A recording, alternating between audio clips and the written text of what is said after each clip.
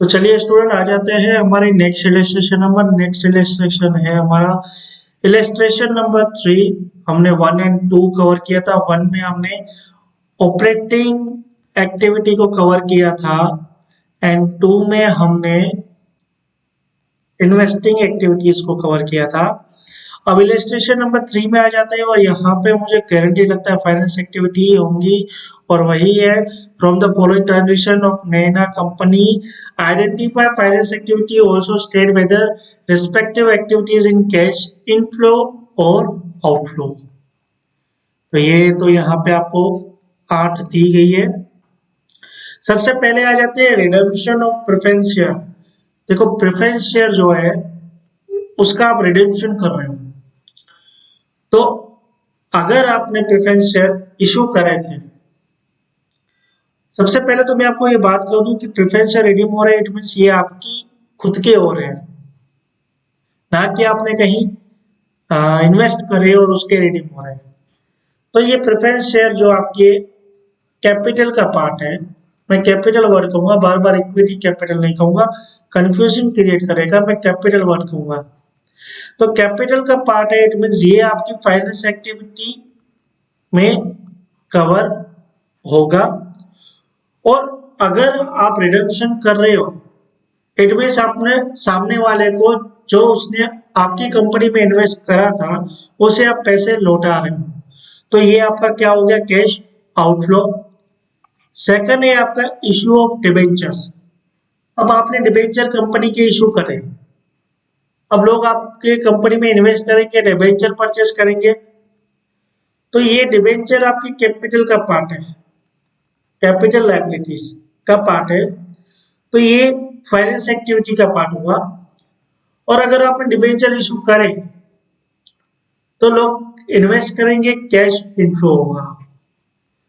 अब payment of dividend, तो देखो पेमेंट ऑफ डिविडेंड क्या होता है कि अगर आपने डिविडेंड सबसे पहले दिया, किस पे जाएगा, प्रेफरेंस शेयर्स या शेयर्स पे, इक्विटीज पे दिया जाता है।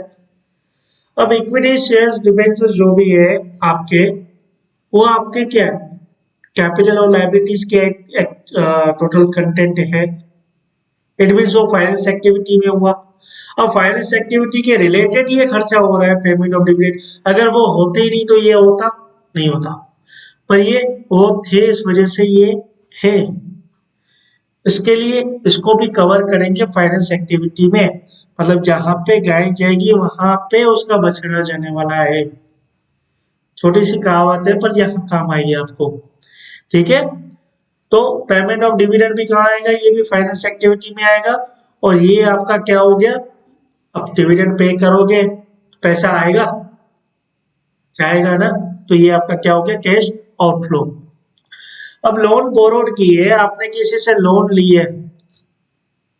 अब आप मेरे को एक चीज बताओ, अगर आप अपने दोस्त से लोन ले रहे हो कि भाई मुझे 10,000 दे, तो आपकी जेब में 10,000 आएंगे कि 10,000 जाएंगे, आएंगे, ठीक है। ये आपका क्या हुआ, लायबिलिटी हुई।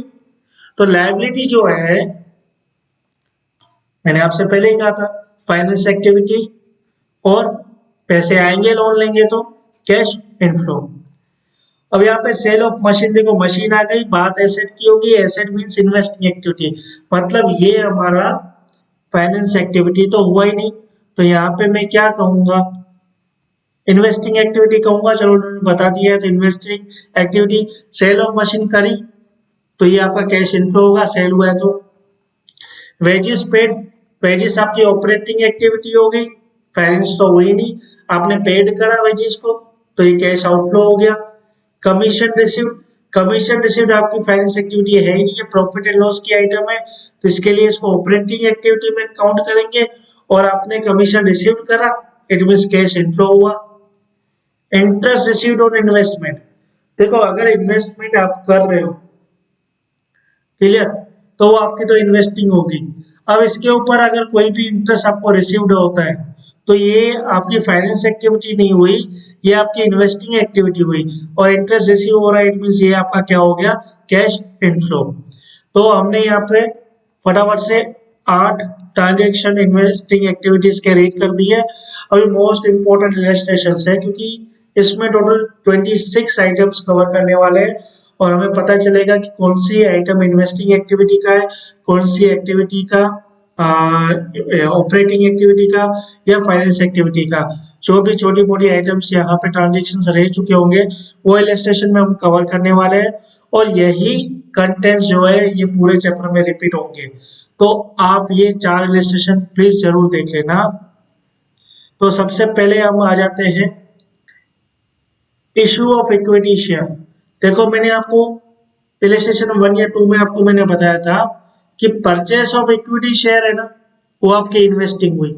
लेकिन अगर आप कोई भी चीज इशू कर रहे हो, फिर इशू डिबेंचर हुआ या इक्विटी शेयर हुआ, इट मीन्स ये आपका कैपिटल हो गया या लायबिलिटी। देखो इक्विटी तो कैपिटल में ही आएगा, डिबेंचर्स लायबिलिटी में आते हैं। तो कैपिटल की आइटम जो होती है वो तो आपकी होगी फाइनेंस एक्टिविटी। और अगर आप इशू कर रहे हो मीन्स के कोई पर्सन आपके कंपनी में इन्वेस्ट कर रहे हैं, तो इट मीन्स क्या हो गया, आपका कैश इनफ्लो हो गया। अब रिडेम्पशन ऑफ प्रेफरेंस शेयर। अब रिडेम्पशन ऑफ प्रेफरेंस शेयर क्या हो गया आपका, आप कोई प्रेफरेंस शेयर है वो रिडीम कर रहे हो, आपकी खुद की कंपनी के रिडीम करोगे प्रेफरेंस शेयर, तो खुद की कंपनी के अगर प्रेफरेंस शेयर है तो वो फाइनेंस एक्टिविटी हुई।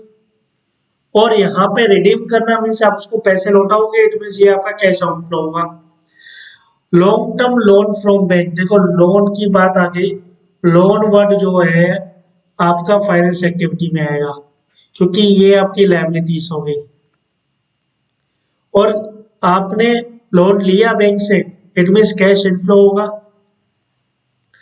कैश बैलेंस, बैंक बैलेंस और quickly sale short term securities, ये तीनों ना तो कोई फाइनेंस एक्टिविटी है, ना तो ऑपरेटिंग में आएगा, ना तो इन्वेस्टिंग में आएगा, ये किसी एक्टिविटी में नहीं आएगा, ये कैश एंड कैश इक्विवेलेंट ही है। इसका कोई महत्व आएगा नहीं आपको, क्योंकि ओपनिंग और क्लोजिंग बैलेंस में आ जाएगा, मतलब नहीं है, इन्होंने खोटा दे दिया, इसकी जगह कोई 3 और कंटेंट डाल देते या ट्रांजेक्शन डाल देते तो अच्छा रहता। अब 7th आते हैं शॉर्ट टर्म बैंक डिपॉजिट। आपने कोई बैंक में शॉर्ट टर्म डिपॉजिट करा, ठीक है, तो ये आपकी बैंक डिपॉजिट है, वो आपकी इन्वेस्टिंग एक्टिविटी हो गई। तो ये फाइनेंस एक्टिविटी तो हुई नहीं, ये कैश इक्विवेलेंट में इनको काउंट कर रही है। अभी शॉर्ट टर्म है इसके लिए, देखो ये शॉर्ट टर्म को कैश इक्विवेलेंट में काउंट कर रहे हैं। नया वैसे बैंक डिपॉजिट इन्वेस्टिंग एक्टिविटी होता है, पर ठीक है चलो इन्होंने बताया, तो आप इसको कैश इक्विवेलेंट में डाल दो। बुक्स के हिसाब से हमको चलना पड़ेगा, क्या करें, नहीं तो आगे बीकॉम में आप ये रीड करोगे तो यही चीज इन्होंने इन्वेस्टिंग एक्टिविटी में डाल दी है। चलो ठीक है, जो भी इन्होंने कैश इक्विवेलेंट में डाला था आप कैश इक्विवेलेंट में डाल दो। अब 8th पॉइंट है कमीशन रिसीव्ड। कमीशन रिसीव्ड है, ये आपकी प्रॉफिट एंड लॉस की कंटेंट है, तो ये ऑपरेटिंग एक्टिविटी हुई। और कमीशन रिसीव हुआ तो cash inflow. Amount receive from debtors, debtors जो है आपका सीए करंट एसेट का पार्ट है, मींस ऑपरेटिंग एक्टिविटी, और रिसीव्ड हुआ है तो cash inflow. Payment to creditors, creditors current liability की आइटम है, मतलब ऑपरेटिंग एक्टिविटी हुआ आपका, और पेमेंट कर रहे हो तो कैश आउटफ्लो। मशीन सेल कर रहे हो, मशीन एसेट की आइटम है, एसेट आपकी इन्वेस्टिंग एक्टिविटी हुई, और सेल कर रहे हो तो cash inflow. Purchase of furniture, furniture current asset की आइटम है, परचेस कर रहे हो तो एसेट की आइटम है तो इन्वेस्टिंग एक्टिविटी हुई, परचेस कर रहे हो तो कैश आउटफ्लो होगा। मैन्युफैक्चरिंग एक्सपेंस आपके ट्रेडिंग पीएनएल का पार्ट है तो ऑपरेटिंग एक्टिविटीज एक्सपेंस है तो cash outflow. Commission paid PNL trading की आइटम है, मतलब ऑपरेटिंग एक्टिविटी हुई, तो ये क्या हुआ आपका cash outflow. Income tax paid, income tax paid मैंने आपको पहले बताया था कि वो अगर यहाँ पे कुछ मेंशन नहीं किया कि फाइनेंस का है कि इन्वेस्टिंग का, तो हमें से ऑपरेटिंग एक्टिविटी मिलेंगे, और इनकम टैक्स आप पे करोगे तो ये आपका क्या हुआ cash outflow. Purchase of investment जो कि नॉन करंट है, तो देखो इन्वेस्टमेंट ये, तो ये इन्वेस्टिंग एक्टिविटी हुई आपकी, और यहाँ पे परचेस कर रहे हो तो कैश क्या हो गया आउटफ्लो हो गया। सेल्स डिस्ट्रीब्यूशन एक्सपेंस आपका पीएनएल ट्रेडिंग का आइटम है तो ऑपरेटिंग एक्टिविटी हुआ ये, और यहाँ पे कैश आउटफ्लो होगा क्योंकि आपका एक्सपेंस है। फैक्ट्री एक्सपेंस भी आपका कैश आउटफ्लो होगा ऑपरेटिंग एक्टिविटी, क्योंकि ये ट्रेडिंग एंड पीएनएल का आइटम है। पेड फॉर ट्रेडमार्क, तो ट्रेडमार्क आपकी इंटेंजिबल एसेट है, एसेट मींस के इन्वेस्टिंग एक्टिविटी, और पेड कर रहे हो मतलब कैश क्या हुआ outflow. Paid for goodwill, goodwill भी आपकी इंटेंजिबल एसेट है, तो ये पेड कर रहे हो तो ये भी आपकी इन्वेस्टिंग हुई, ये आपका क्या हो गया cash outflow. Dividend payment, dividend payment जो है आपका ये फाइनेंस एक्टिविटी हुआ, क्योंकि ये आपने डिविडेंड किस पे पे करा होगा, आपकी कंपनी के शेयर्स जिसने परचेस करके रखे होंगे उनको आपने डिविडेंड का पेमेंट किया होगा।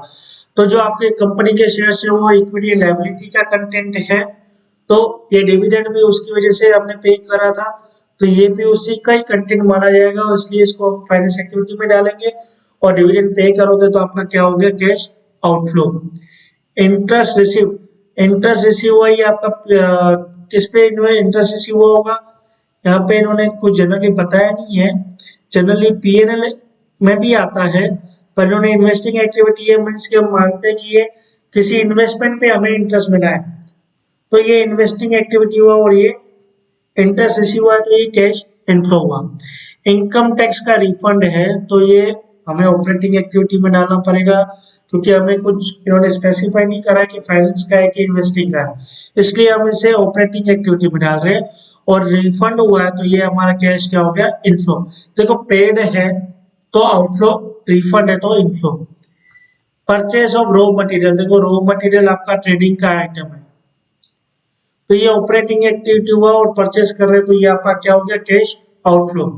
रेंट रिसीव्ड, देखो रेंट रिसीव्ड क्या हुआ, आपको रेंट आखिर मिलेगा तो किस पे मिलेगा, आपने कुछ बिल्डिंग या मकान परचेस करके रखा होगा, तो बिल्डिंग और मकान, ये बिल्डिंग है या मकान छोटा सा, ये आपकी क्या होगी एसेट, एसेट थी तो रेंट आया ना, तो एसेट कहाँ होता है इन्वेस्टिंग में, तो ये आपको रेंट रिसीव हुआ तो ये आपका क्या हो गया कैश इनफ्लो हो गया। क्लियर। और rent paid, rent paid generally PNL का आइटम है तो ऑपरेटिंग एक्टिविटी में जाएगा, और ये हो गया आपका कैश आउटफ्लो क्योंकि आपने पे किया। तो हमने इलस्ट्रेशन नंबर 1, 2, 3 एंड 4 समझ गए, और हमें एनालाइज किया कि कौन सी ट्रांजेक्शन है वो इन्वेस्टिंग है कि ऑपरेटिंग है कि फाइनेंस एक्टिविटी है। अब हम चलेंगे आगे सम की ओर और चैप्टर को इलस्ट्रेशन से शुरुआत करेंगे।